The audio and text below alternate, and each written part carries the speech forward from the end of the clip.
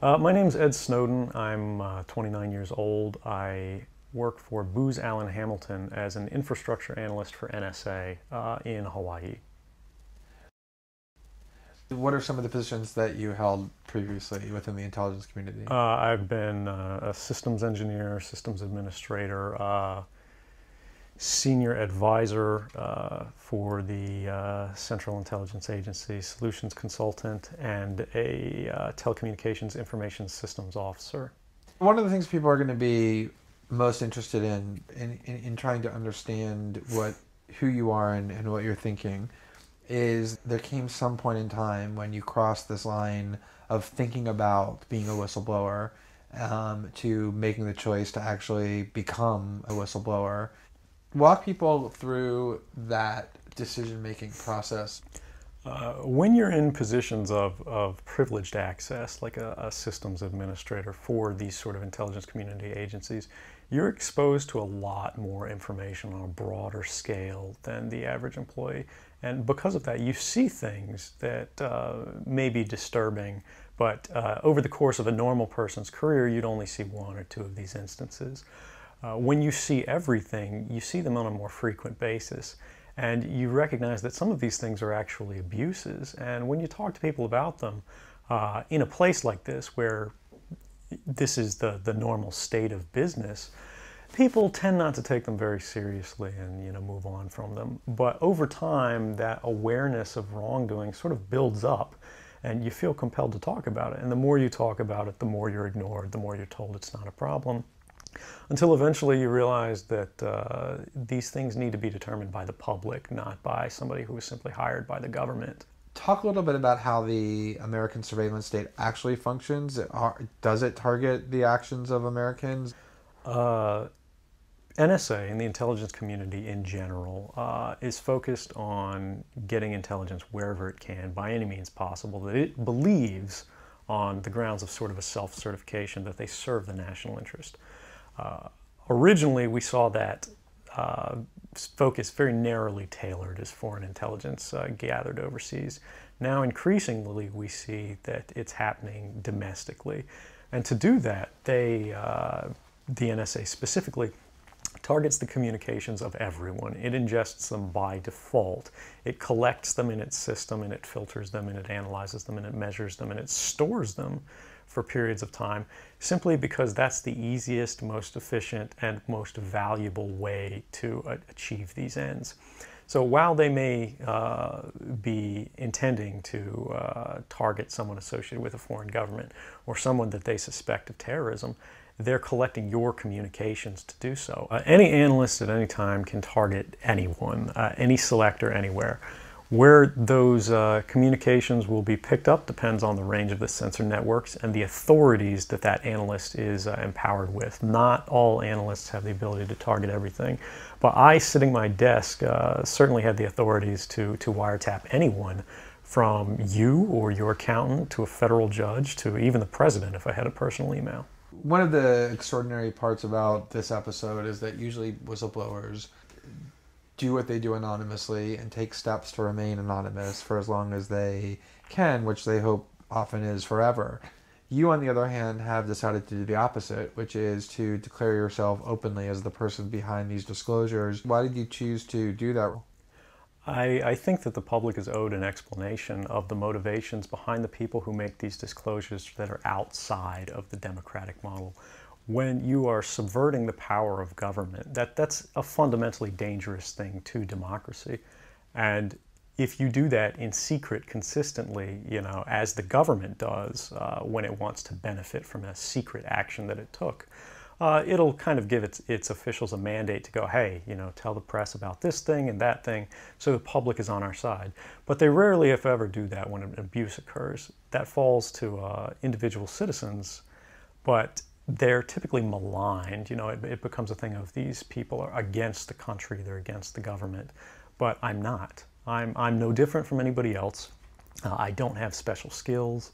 I'm just another guy who sits there day to day in the office, watches what's happening, and goes, this is something that's not our place to decide. The public needs to decide whether these programs and policies are right or wrong. And I'm willing to go on the record to defend the authenticity of them and say, I didn't change these. I didn't modify the story. This is the truth. This is what's happening. You should decide whether we need to be doing this. Have you given thought to what it is that the U.S. government's response to your conduct is, in terms of what they might say about you, how they might try to depict you, what they might try to do to you? Yeah, I could be, rendered by the CIA. I could have people come after me, or any of their third-party partners. They work closely with a number of other nations. Or they could pay off the triads, or any of their agents or assets. We've got a CIA station just up the road in the consulate here in Hong Kong, and I'm sure they're going to be very busy for the next week. And that's a fear I'll live under for the rest of my life, however long that happens to be. You can't come forward against the world's most powerful intelligence agencies and be completely free from risk, because they're such powerful adversaries that no one can meaningfully oppose them. If they want to get you, they'll get you in time. But at the same time, you have to make a determination about what it is that's important to you. And if living unfreely but comfortably is something you're willing to accept, and I think many of us are, it's the human nature. You can get up every day, you can go to work, you can collect your large paycheck for relatively little work against the public interest, and go to sleep at night after watching your shows. But if you realize that that's the world that you helped create, and it's going to get worse with the next generation and the next generation who extend the capabilities of this sort of architecture of oppression, you realize that you might be willing to accept any risk. And it doesn't matter what the outcome is, so long as the public gets to make their own decisions about how that's applied. Why should people care about surveillance? Because even if you're not doing anything wrong, you're being watched and recorded. And the storage capability of these systems increases every year consistently by orders of magnitude, to where it's getting to the point you don't have to have done anything wrong. You simply have to eventually fall under suspicion from somebody, even by a wrong call. And then they can use the system to go back in time and scrutinize every decision you've ever made, every friend you've ever discussed something with, and attack you on that basis to sort of derive suspicion from an innocent life and paint anyone in the context of a wrongdoer. We are currently sitting in a room in Hong Kong, which is where we are because you've traveled here. Talk a little bit about why it is that you came here, and specifically there are going to be people who will speculate that what you really intend to do is to defect to the country that many see as the #1 rival of the United States, which is China, and that what you're really doing is essentially seeking to aid an enemy of the United States with which you intend to seek asylum. Can you talk a little bit about that? Sure. So there's a couple assertions in those arguments that are sort of embedded in the questioning of the choice of Hong Kong. The first is that China is an enemy of the United States. It's not. I mean, there are conflicts between the United States government and the Chinese PRC government, but the peoples inherently, we don't care. We trade with each other freely. We're not at war. We're not in armed conflict, and we're not trying to be. We're the largest trading partners out there for each other. Additionally, Hong Kong has a strong tradition of free speech. People think, oh, China, great firewall. Mainland China does have significant restrictions on free speech, but the people of Hong Kong have a long tradition of protesting in the streets, of making their views known. The internet is not filtered here, no more so than any other Western government. And I believe that the Hong Kong government is actually independent in relation to a lot of other leading Western governments. If your motive had been to harm the United States and help its enemies, or if your motive had been personal material gain, were there things that you could have done with these documents to advance those goals that you didn't end up doing?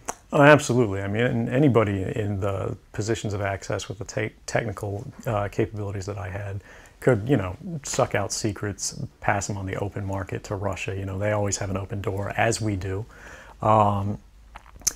I had access to, the full rosters of everyone working at the NSA, the entire intelligence community, and undercover assets all around the world, the locations of every station we have, what their missions are, and so forth. If I had just wanted to harm the U.S., that you could shut down the surveillance system in an afternoon. But that's not my intention, and I think for anyone making that argument, they need to think, if they were in my position, and you live a privileged life, you're living in Hawaii in paradise and making a ton of money, what would it take to make you leave everything behind? The greatest fear that I have regarding the outcome for America of these disclosures is that nothing will change. People will see in the media all of these disclosures. They'll know the lengths that the government is going to grant themselves powers unilaterally to create greater control over American society and global society. But they won't be willing to take the risks necessarily to stand up and fight to change things, to force their representatives to actually take a stand in their interests. And the months ahead, the years ahead, it's only going to get worse until eventually there will be a time where policies will change, because the only thing that restricts the activities of the surveillance state are policy. Even our agreements with other sovereign governments, we consider that to be a stipulation of policy rather than a stipulation of law. And because of that, a new leader will be elected. They'll flip the switch, say that because of the crisis, because of the dangers that we face in the world, some new and unpredicted threat, we need more authority, we need more power, and there will be nothing the people can do at that point to oppose it, and it'll be turnkey tyranny.